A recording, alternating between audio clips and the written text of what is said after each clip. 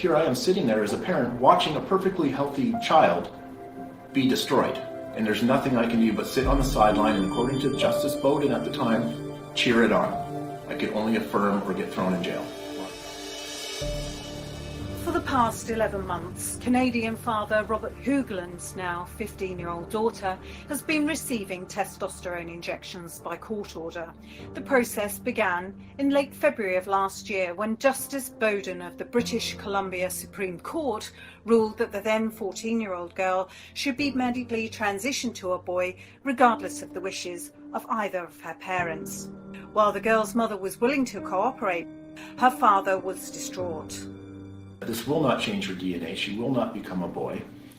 It can lead to increased heart disease and other risks of that nature, different types of cancers. Because they're going to be stopping her puberty, her bone density will stop right where it is. And I kept saying, no, this is not going to happen. I'm not consenting. According to the courts, however, Rob's consent wasn't relevant.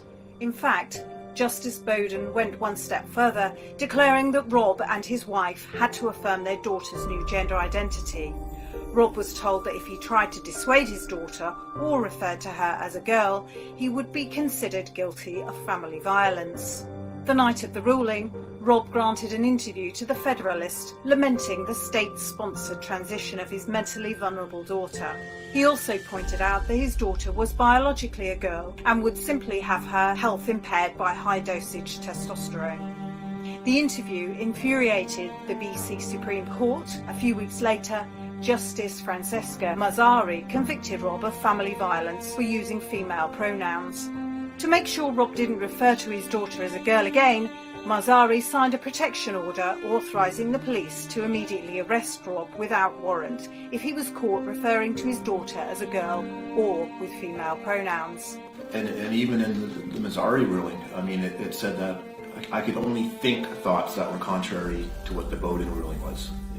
The court was gracious enough to say that they could not police my thoughts, essentially, but everything else they could. Rob kept quiet through the long months of 2019, hoping to get his daughter off testosterone in the Court of Appeal. But in January of this year, the highest court in British Columbia declared that Rob's daughter should continue taking testosterone. It also placed a conduct order on Rob, demanding that he continue to acknowledge and refer to his daughter as male and employ male pronouns. They've now created a delusion, and then they're forcing parents like myself to have to live in this delusion. And then what happens when the bubble explodes and the delusion ends? She can never go back to being a girl.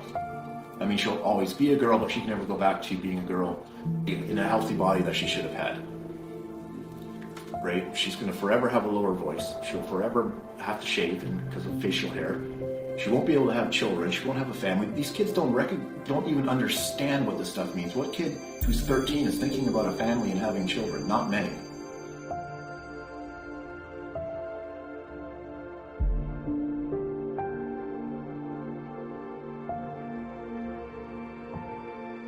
Desperate to get his story heard, Rob gave several interviews to Canadian commentators and reporters.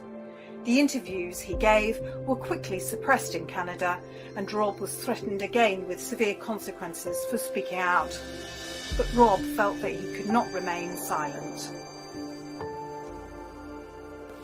You know, what kind of father would I be if, let's say in 5-10 years, my daughter is detransitioning and she turns to me and says, you know, Dad or Mom, like, why did none of you do anything to stop this? I was a child. Like, none of you stuck your neck out for me back then. You just let me do it because I was an immature kid thinking this was something great. Where were you on that one? When my daughter asked me that question, I'll say, you know, I did everything that I possibly could. There was nothing more I could do. And then when there was nothing more I could do, I continued on because I didn't want other parents to go through what I went through.